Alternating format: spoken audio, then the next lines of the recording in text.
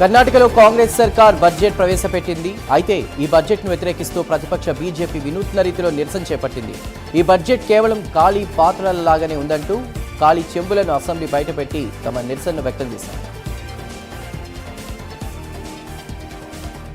ఇరాన్లో ఖమేనీ మృతికి నిరసనగా ఢిల్లీలో షియా ముస్లింలు ప్రదర్శన నిర్వహించారు. ఈ సందర్భంగా గట్టి పోలీస్ బందోబస్తు ఏర్పాటైంది.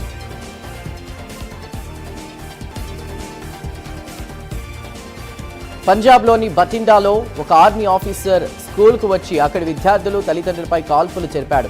అతని కుమారుడి విషయంలో గొడవ జరగడంతో అతను కోపంతో స్కూల్కు వచ్చి తన తుపాకీతో కాల్పులు జరిపాడని పోలీసులు తెలిపారు. సిఐఎస్ఎఫ్ రైజింగ్ డే సందర్భంగా ఒడిశాలోని కటక్లో పలు కార్యక్రమాలు జరిగాయి. ఈ కార్యక్రమానికి కేంద్ర హోంమంత్రి అమిత్ షా హాజరయ్యారు.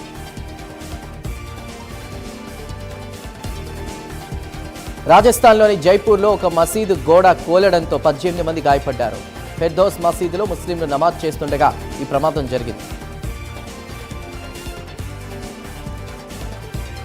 పంజాబ్లోని భటిండాలో రైతులు కదం తొక్కారు. ఈ నెల 6న తాము ఆందోళనకు దిగిన నేపథ్యంలో తమపై పోలీసులు చర్యకు దిగేందుకు నిరసన వ్యక్తం చేశారు. ఇక బాధ్యులైనటువంటి పోలీసులపై చర్యలు తీసుకోవాలని కోరారు. కోల్కతాలోని అమెరికా కాన్సులేట్ ఎదుట కాంగ్రెస్ ధర్నా నిర్వహించింది. ఇరాన్పై దాడికి అమెరికా బాధ్యత వహించాలని డిమాండ్ చేసింది.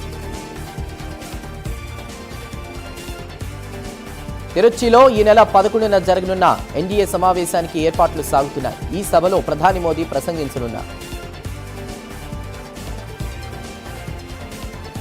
సూర్యాపేటలో భూ కబ్జా ఆరోపణలు సంచలనం సృష్టిస్తున్నాయి. అధికారుల అండదండలతో తమ పొలాన్ని కబ్జా చేశారని బాధితులు ఆరోపిస్తున్నారు. ఈ ఘటన కోదాడ మండలం చిమిర్యాల గ్రామంలో వెలుగు చూసింది. ఇక అధికారులు స్పందించి తమకు న్యాయం చేయాలని బాధితులు కోరుతున్నారు. నల్గొండ జిల్లా తుమ్మలపల్లి గ్రామంలో శ్రీ రామలింగేశ్వర స్వామి బ్రహ్మోత్సవాలు అంగరంగ వైభవంగా జరిగాయి. ప్రతి సంవత్సరం హోలీ పండుగ ముందు జాతర ప్రారంభమై 10 రోజుల పాటు కొనసాగడం ఆనవాయితీ అని అర్చకులు తెలిపారు.